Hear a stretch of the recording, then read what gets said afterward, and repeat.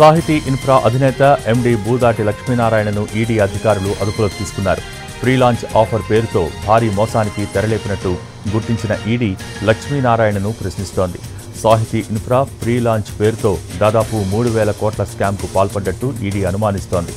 CCS పోలీసుల case ఆధారంగా రంగంలోకి దిగి దర్యాప్తు చేస్తున్నారు ఈడీ అధికారులు. ప్లాట్లు నిర్మించి ఇస్తామని చెప్పి పలువురు వినియోగదారుల నుంచి కోట్లల్లో డబ్బులు వసూలు చేసిందని, అయితే ఫ్లాట్లు ఇవ్వలేదని సాహితీ ఇన్ఫ్రాపై ఫిర్యాదులు రావడంతో ఈడీ కేసు నమోదు చేసింది.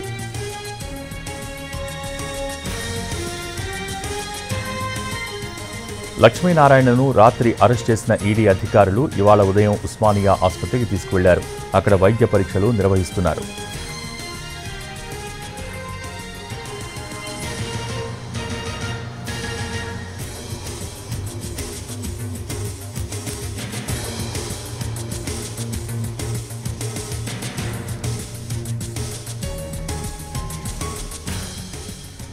సాహితీ ఇన్ఫ్రా అధినేత ఎండీ బూదాటి లక్ష్మీనారాయణను ఈడీ అధికారులు అదుపులోకి తీసుకున్నారు.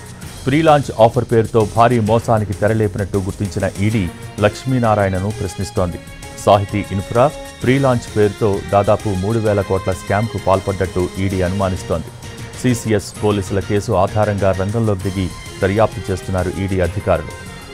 ఫ్లాట్లు నిర్మించి ఇస్తామని చెప్పి పలువురు వినియోగదారుల నుంచి కోట్లల్లో డబ్బులు వసూలు చేసిందని, అయితే ఫ్లాట్లు ఇవ్వలేదని సాహితీ ఇన్ఫ్రాపై ఫిర్యాదులు రావడంతో ఈడీ కేసు నమోదు చేసింది. లక్ష్మీనారాయణను రాత్రి అరెస్ట్ చేసిన ఈడీ అధికారులు ఇవాళ ఉదయం ఉస్మానియా ఆసుపత్రికి తీసుకువెళ్లారు. అక్కడ వైద్య పరీక్షలు నిర్వహిస్తున్నారు.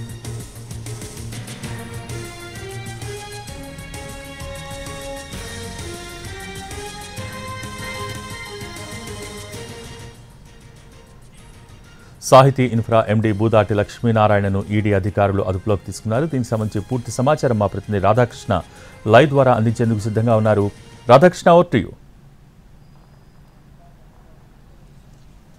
భోగి కొద్దిసేపటి క్రితమే ఈడీ కార్యాలయం నుండి లక్ష్మీనారాయణని ఈడీ అధికారులు తీసుకుని వెళ్లడం జరిగింది. అతన్ని నిన్న అదుపులోకి తీసుకున్న తర్వాత ఈ సాహితీ ఇన్ఫ్రాకి సంబంధించిన దాంట్లో దాదాపు 1,500 కోట్ల రూపాయలకు సంబంధించిన మోసానికి అతడు పాల్పడినట్లు కూడా దాదాపు 1000కి పైగా కూడా ఫిర్యాదులు రావడం జరిగింది. దాదాపు 1,500 మందికి పైగా కూడా బాధితున్నారు. అంటే 2 వెంచర్లు ఉన్నాయి. ఈ 2 వెంచర్లు కలిపితే 2,728 మంది బాధితులు ఇందులో ఉండడం జరిగింది. సాహితీ ఇన్ఫ్రా పేరుతోటి ఇతను ముందుగా స్కీమ్లను ప్రవేశపెట్టడం జరిగింది. ఆ స్కీమ్ల ఆధారంగా చాలా మంది బాధితులు డబ్బులను కట్టడం జరిగింది. కొంతమంది పెళ్లిళ్లకు సంబంధించిన డబ్బులు ఉంచుకున్నారు, మరికొంతమంది ఇల్లు కట్టుకోవడానికి అప్పులు చేసి మరీ అతనికి డబ్బులు ఇవ్వడం జరిగింది. ఆ తర్వాత ఈ మొత్తం డబ్బులు వసూలు చేసిన అతను ఆ తర్వాత కనిపించకుండా పోయాడు. 2019 నుండి ఈ కేసుకు సంబంధించిన లావాదేవీలు, కేసుకు సంబంధించిన దర్యాప్తులు ఒకవైపు కొనసాగుతూ ఉన్నాయి. కానీ ఇప్పటి వరకు లక్ష్మీనారాయణ మాత్రం చిక్కలేదు. ఎట్టకేలకు ఈడీ అధికారులు ఇతన్ని నిన్న అదుపులోకి తీసుకోవడం జరిగింది. నిన్న అతన్ని విచారించిన తర్వాత కొద్దిసేపటి క్రితమే అతన్ని ఈడీ ఆఫీస్ నుండి బయటికి తీసుకుని వెళ్లడం జరిగింది. ఇవాళ ఈడీ అధికారులు కోర్టులో హాజరుపరిచే అవకాశం అయితే కనబడుతుంది.